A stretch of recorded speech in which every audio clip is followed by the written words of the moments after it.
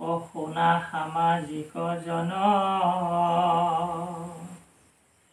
মহাভাগৱত কথা আকৌ শুনৈ যিটো একমতি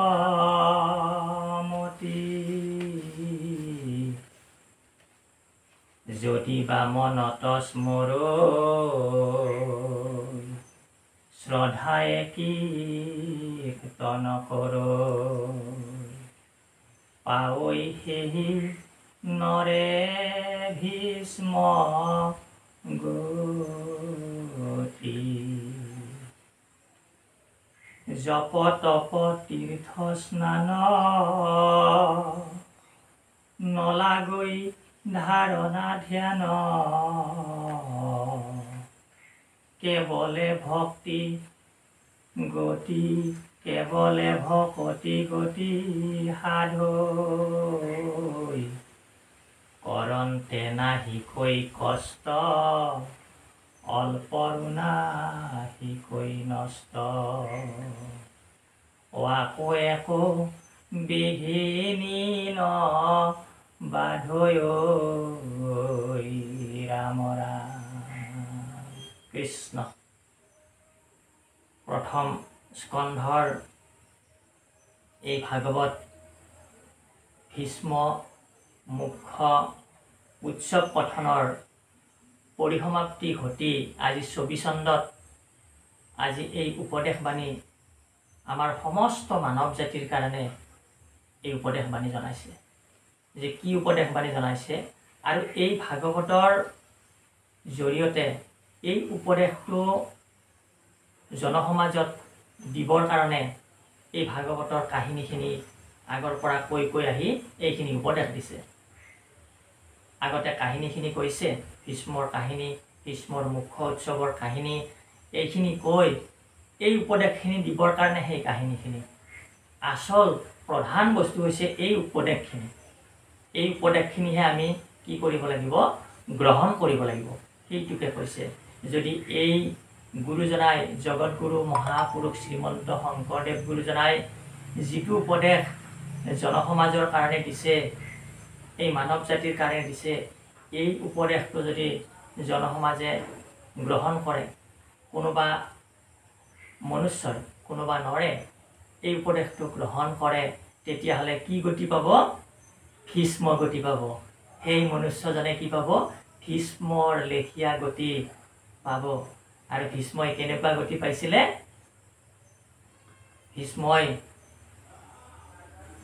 ভগৱন্ত কৃষ্ণৰ পাৰিষদ হৈ বৈকুণ্ঠলৈ গমন কৰিছিলে। চাৰিখন হস্ত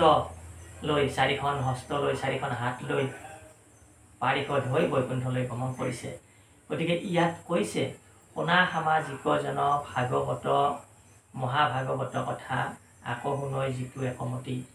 যে হে সমাজৰ লোকসকল, যে তোমৰা হবে ভাগৱত কথা শুনা।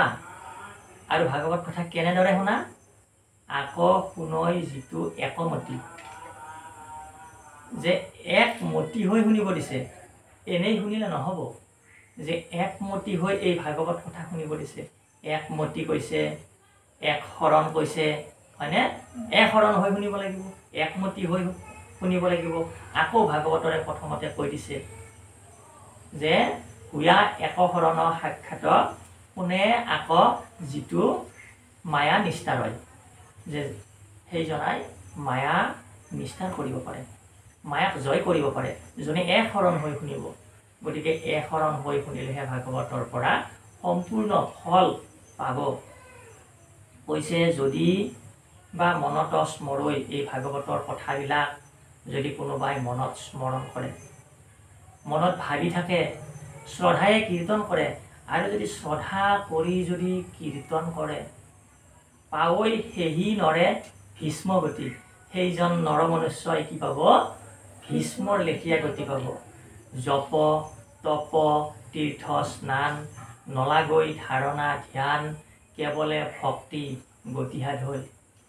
যে জপ তপ তীৰ্থ স্নান ধ্যান ধাৰণা এইবিলাক নালাগে। এইবিলাক নকৰিলেও কোনো কথা নাই। কেৱল ভকতি গতি সাধৈ, কেৱল মাত্ৰ ভকতিয়ে গতি সাধন কৰিব পাৰে, গতি সাধিব, গতি সাধন কৰিব পাৰে নহয়, গতি সাধিবই বুলি কৈছে ইয়াত। গতিকে কৰন্তে নাহিকৈ কষ্ট, অল্পৰো নাহিকৈ নষ্ট, আকৌ একো বিঘিনি নবাধৈ। আৰু এই ভকতিটো আচৰণ কৰোঁতে অলপো কষ্ট নহয়। নামঘৰতে ধুনীয়াকৈ বহি এই ভকতিটো আচৰণ কৰি থাকিব পাৰে। আৰু নামঘৰত নবহিলেও যদি মনতে কৃষ্ণৰ কথা ভাবি থাকে, তথাপিতো কি হ'ব যে এই ভকতিটো সাধন হৈ থাকিব, ভকতিটো বাঢ়ি থাকিব। এইটোৱেই ভকতি। যদি কৃষ্ণৰ কথা ভাবেই ভক্তি, অৰ্থাৎ কৃষ্ণৰ কথা ভাবি থাকিলেই ভক্তি। ইয়াত কোনো কি হয়, কষ্ট নাই এই ভকতিটো আচৰণ কৰিবৰ কাৰণে। অল্পৰো নাহিকৈ নষ্ট, আৰু অলপো ধন সম্পত্তিৰো নষ্ট নহয়। আমি যদি ভগৱান কৃষ্ণৰ কথা ভাবি থাকোঁ, আমাৰ কিবা টকা পইচা লছ হ'ব নেকি? আমাৰতো লছ নহয়। ধন সম্পত্তি আমাৰ হানি হ'ব নেকি? গতিকে নহয়। গতিকে এই সহজ এই পন্থাটো, এই সহজ মাৰ্গটো, ভকতি মাৰ্গ, এই মাৰ্গটো আচৰণ কৰিব দিছে, য'ত নেকি আকৌ একো বিঘিনি নবাধৈ। আৰু এইটো একো বিঘিনিয়ে নাপায়, একো বিঘিনি নাই। এই ভক্তি মাৰ্গটোত কোনো বিঘিনি নাই। যেনেকৈ অন্য ধৰ্মে তন্ত্ৰ মন্ত্ৰে নানা ছিদ্ৰ হয়, ভাগৱত ধৰ্মত ইহব নহয়। অন্য ধৰ্মে তন্ত্ৰ মন্ত্ৰে নানা ছিদ্ৰ হয়। বেলেগ ভকতিৰ বাহিৰে বেলেগ যদি কিবা আচৰণ কৰে ধৰ্ম নিমিত্তে, সেইটোত কি হয়, নানা ছিদ্ৰ হয় বুলি কৈছে শাস্ত্ৰই। গতিকে কিন্তু ভাগৱত ধৰ্মত ইহব নহয়, যে ভাগৱত ধৰ্মত কিন্তু কোনো ছিদ্ৰ নহয়, বিধি কোনো বিঘিনি নহয়। অতি নিউলোকত সাৰ, ভকতিতে পৰে আৰ, নাহি নাহি আন জানা নিষ্ঠ, হৃদয়ত ৰূপ ধৰৈ, তাহান নামক স্মৰৈ, অহিজন মহন্ত বিশিষ্ঠ,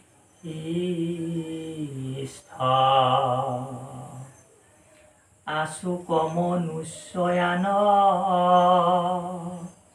দেৱে তীৰ্থে কৰিমান, ভকতৰ সুৰৈ পাছে পাছে, ত্ৰৈলোক্যত নাহি হৰি, জ্ঞানীটো কৰ্মীটো কৰি, অভকতেহে শ্ৰেষ্ঠ হুয়া আছে। কৃষ্ণ। গতিকে ইয়াত কৈছে যে তিনি লোকত সাৰ, ভকতিত পৰে আৰ, নাহি নাহি আন জানা নিষ্ঠ। গেৰাণ্টি দি কৈছে যে এই তিনি লোকত ভকতিৰ বাহিৰে আৰু সাৰ তত্ত্ব, সাৰ বস্তু একো নাই। কেৱল ভকতিয়েই সাৰ কথা, ভকতিয়েই সাৰ বস্তু। তিনি লোকত, ত্ৰৈলোক্যত এই কথাটো সিদ্ধান্ত দি কৈছে, নিষ্ঠ কৰি কৈছে। হৃদয়ত ৰূপ ধৰৈ, তাহান নামক স্মৰৈ, সিহিজন মহন্ত বিশিষ্ট। ভাই মুখে বোলা ৰাম, হৃদয়ে ধৰা ৰূপ, এতেকে মুকুতি পাইবা কহিলো স্বৰূপ। গতিকে কি কৰিব দিছে? হৃদয়ত ৰূপ ধাৰণ কৰিব দিছে। কাৰ ৰূপ? কৃষ্ণ ভগৱন্তৰ। আৰু মুখেৰে নাম ল'ব দিছে। কাৰ নাম? কৃষ্ণ ভগৱন্তৰ। আৰু যিজনে এনেকুৱা কৰে সেইজনক কি বুলি কৈছে? সিহিজন মহন্ত বিশিষ্ট। সেইজনক কি বুলি কৈছে? মহন্ত, বিশিষ্ট মহন্ত বুলি কৈছে। আৰু আশুক মনুষ্য আন, দেৱে তীৰ্থ পৰিমাণ, ভকতৰ ফুৰৈ পাছে পাছে, ত্ৰৈলোক্যত নাহিহাৰ, জ্ঞানীটো কৰ্মটো কৰি, ভকতেহে শ্ৰেষ্ঠ হৈ আছে। এই ত্ৰৈলোক্যত দেৱ তীৰ্থ সমস্ততকৈ তাৰমানে কি হৈ আছে, ভকতেহে শ্ৰেষ্ঠ হৈ আছে। ভকতে সদায় শ্ৰেষ্ঠ হৈ আছে, ভকতক শ্ৰেষ্ঠ বুলি কৈছে। যেনেকৈ আমাক কৈছিলে, কি কৈছিলে, আমাৰ পদভাৰী ভালদৰে মনত নাই নেকি, আমাক ধুনীয়াকৈ কৈছিলে, কি বুলি কৈছিলে, অহৈলাক, আমাৰ পদভাৰী পাহৰা গ'ল বাৰু, যি নহওক,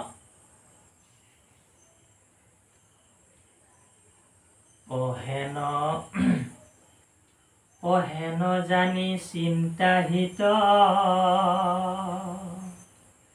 কৃষ্ণত অৰ্পিয়া চিত্ত কৃষ্ণেহে কৰিবে ভয়ে ত্ৰাণ জীৱন বিজুলি প্ৰায় অথিৰম নুচ্চকায় কৈত কেতিক খনে পৰৈ প্ৰাণ। ইয়াত কৈছে, আমাক কি বুলি কৈছিলে, ভকতেহে এই ত্ৰৈলোক্যত শ্ৰেষ্ঠ হৈ আছে। অৰ্থাৎ আমাক কৈছিলে, অ হৰি পদ সন্তে গংগা ভৈলায়ুতপতি অ ভৈলা এৰা এৰি সিটো চৰণে সহিতি। যে হৰিৰ পদৰ পৰাই, কৃষ্ণৰ চৰণৰ পৰাই গংগাৰ উৎপত্তি হ'ল। কিন্তু গংগাৰ উৎপত্তি হ'ল, কিন্তু কি হ'ল, লগে লগে তৎক্ষণাত গংগাৰ আৰু ভগৱন্ত শ্ৰীকৃষ্ণৰ শ্ৰীচৰণৰ পৰা কি হ'ল, এৰা এৰি হৈ গ'ল। হৰিৰ চৰণৰ পৰা গংগা এৰা এৰি হৈ গ'ল, হয়নে? কিন্তু আকৌ ইফালে কি কৈছে, অসন্তৰ হিয়াত হৰি সদা প্ৰবৰ্তন্ত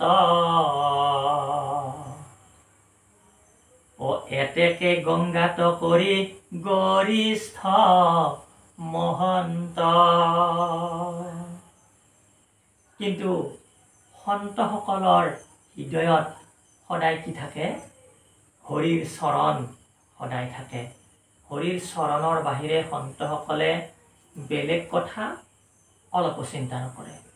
গতিকে অনবৰতে হৰিৰ চৰণৰ কথা সন্তসকলে চিন্তা কৰে। সেইকাৰণে ক'লে যে সন্তৰ হিয়াত হৰি সদা প্ৰৱৰ্তন্ত এতেকে গংগাত কৰি গৰিষ্ঠ মহন্ত। গতিকে সেইকাৰণে গংগাত কৰিও মহন্তবিলাক গৰিষ্ঠ, ডাঙৰ, শ্ৰেষ্ঠ বুলি শাস্ত্ৰই আমাক কৈছে। ইয়াতে ক'লে, হেন জানি চিন্তাহিত কৃষ্ণত অৰ্পিয়া চিত্ত কৃষ্ণেহে কৰিবে ভয়ে ত্ৰাণ জীৱন বিজুলি প্ৰায় অথিৰ মনুষ্য কায় কৈত কেতিক্ষণে পৰৈ প্ৰাণ। গতিকে এই সমস্তবিলাক কথা জানি যদি কোনোবাই নিজৰ হিত চিন্তা চাইছে, হিত মানে ভাল, কোনোবাই যদি নিজৰ ভাল চাইছে, তেতিয়াহ'লে কি কৰা, কৃষ্ণৰ শ্ৰীচৰণত চিত্তটো অৰ্পণ কৰি দিয়া। আৰু কৃষ্ণেহে আমাক ভয়ৰ পৰা মুকুতি দিব, আমাক ভয়ৰ পৰা পৰিত্ৰাণ কৰিব। জীৱনটো, আমাৰ এই জীৱনটো অথিৰ, এই আছে এই নাই, বিজুলীৰ নিচিনা চিমিককে মাৰি দিছে বিজুলীটো, অলপ পিছত নাই। আমাৰ জীৱনটোও সেনেকুৱা, এই আছে এই নাই। জলৰ ৰেখা বুলি কৈছে, বিজুলী চমক বুলি কৈছে, কৰবাত বিজুলী চমক বুলি কৈছে, কৰবাত জলৰ ৰেখা বুলি কৈছে। এনেধৰণে আমাৰ জীৱনটোক তুলনা কৰিছে। ও কৃষ্ণ হেন দেৱ জানি কোননো অধম প্ৰাণী কৰৈ আন দেৱত বিশ্বাস যেন ভ্ৰমৰৰ বধূ পিয়ৈ পাৰি জাত মধু ওৱান পুষ্পে নকৰে নি বাস ঐ ৰাম ৰাম। কৃষ্ণ হেন দেৱ জানি কৃষ্ণৰ নিচিনা এনেকুৱা দেৱৰ বিষয়ে এনেকুৱা ঈশ্বৰ ভগৱন্তৰ বিষয়ে জানি কোনো অধমে কৃষ্ণক বিশ্বাস নকৰাকে থাকিব। অৰ্থাৎ বুজাইছে যদি কোনোবাই কৃষ্ণত বিশ্বাস নাই তেৰা সমস্ত কি বুলি কৈছে? অধম বুলি কৈছে। গতিকে যেনেদৰে ভোমোৰাই পাৰিজাতৰ মধু পায় আৰু কিবা বেলেগৰ মধু বিচাৰিব নেকি? যদি পাৰিজাতৰ মধু যদি পান কৰি আছে আৰু বেলেগৰ মধু বিচাৰিব নেকি? এনেদৰে তুলনা দিছে। ও কৃষ্ণে হে মুকুতি বীজ কৃষ্ণে হে সুহৃদ নিজ কৃষ্ণৰ পাৱত কৰাৰতি নেনা আয়ু আলে জালে ইটো ঘূৰ কলিকালে কৃষ্ণ নাম বিনে নাহি গতি।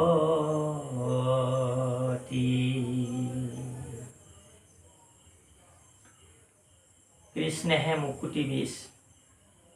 বীজ মানে গুটি, মানে কৃষ্ণই হৈছে মুকুটিৰ বীজ। কৃষ্ণেহে সুহৃদ নিজ, আৰু কৃষ্ণই হৈছে নিজৰ সুহৃদ বন্ধু আপোন বুলিবৰ কাৰণে নিজ বন্ধু কোন আছে? একমাত্ৰ কৃষ্ণ ভগৱন্ত আছে। কৃষ্ণৰ পাৱত কৰা ৰতি, গতিকে কি কৰা? কৃষ্ণৰ পাৱত ৰতি কৰা। নেনা আয়ু আলে জালে ইটো ঘূৰ কলিকালে, যে আয়ুটো অৰ্থাৎ আয়ুস, আমাৰ আয়ুসটো বয়সটো আলে জালে ব্যয় নকৰিবা। এই কলিকালত তোমাৰ যদি হিত চিন্তা কৰিছা আয়ুসটো তুমি ব্যৰ্থ নকৰিবা। কৃষ্ণ নাম বিনে নাহি গতি, কৃষ্ণ নাম বিনে আৰু এই সংসাৰত এই মৃত্যুলোকত এই ধৰাধামত আৰু গতি নাই। কেৱল কৃষ্ণ নামে আমাক কি কৰিব? গতি প্ৰাপ্ত কৰিব, গতি সাধন কৰিব। এনেদৰে আমাক শ্ৰীমদ মহাভাগৱত শাস্ত্ৰই প্ৰকাশ কৰিছে। ও দেখা যুগ ধৰ্ম চাই বিলম্বত কাৰ্য নাই সত্তৰে গলত বান্ধা নাম নমৰা বিষয় ভুলে কৃষ্ণৰ কিং কৰে বোলে ও নিৰন্তৰে বোলা ৰাম ৰাম। গতিকে কৈছে দেখা যুগ ধৰ্ম চাই, যুগ ধৰ্ম চাবলৈ কৈছে। অৰ্থাৎ কি কৈছে? সত্য যুগে ধ্যান, ত্ৰেতা যুগে যজ্ঞ, দ্বাপৰ যুগে পূজা, কলিত হৰিৰ কীৰ্তন বিনাই আউৰ নাহিকে দুজা। এই কথাটো কৈছে যে যুগ ধৰ্ম চাই লোৱা। কলি যুগত কি কৈছে? হৰিৰ কীৰ্তনৰ বাহিৰে আৰু দ্বিতীয় নাই। আমি হৰিৰ কীৰ্তনো কৰিছোঁ, আৰু যদি কিবা বেলেগো কৰিছোঁ নাই। শাস্ত্ৰই কৈছে যে হৰি কীৰ্তনৰ বাহিৰে আউৰ নাহিকে দুজা, গতিকে আৰু দ্বিতীয় নাই। এই কথাটো কৈছে। গতিকে যুগ ধৰ্ম চাই বিলম্বত কাৰ্য নাই, কোনো বিলম্ব কৰাৰ প্ৰয়োজন নাই। সত্তৰে গলত বান্ধা নাম, যে অতি সোনকালে কি কৰা? অলপ পলম নকৰাকে অতি সোনকালে গলত নাম বান্ধা, নাম লোৱা, কৃষ্ণ নাম লোৱা। নমৰা বিষয় ভুলে কৃষ্ণৰ কিংকৰ বোলে নিৰন্তৰে বোলা ৰাম ৰাম। গতিকে বিষয় সুখত মজি এই আমাৰ বয়সটো অতিবাহিত নকৰিবা। গতিকে কি কৰা? কৃষ্ণৰ কিংকৰ শংকৰে কৈছে যে কেৱল ৰাম নাম কৃষ্ণ নাম সাৰ কৰিবা। কৃষ্ণ আমি হেৰি কৰি দিম, দোহাই দিম। ও দেখা যুগ ধৰ্ম চাই বিলম্বত কাৰ্য নাই সত্তৰে গলত বান্ধা নাম নমৰা বিষয় ভুলে কৃষ্ণৰ কিং কৰে বোলে নিৰন্তৰে বোলা ৰাম ৰাম কৃষ্ণ শংকৰ গুৰু হৰি ৰাম জয় ৰাম জয় ৰাম জয় নাৰায়ণ জয় কৃষ্ণ জয় জগৎগুৰু শ্ৰীমন্ত শংকৰ কৃষ্ণ হৰি ৰাম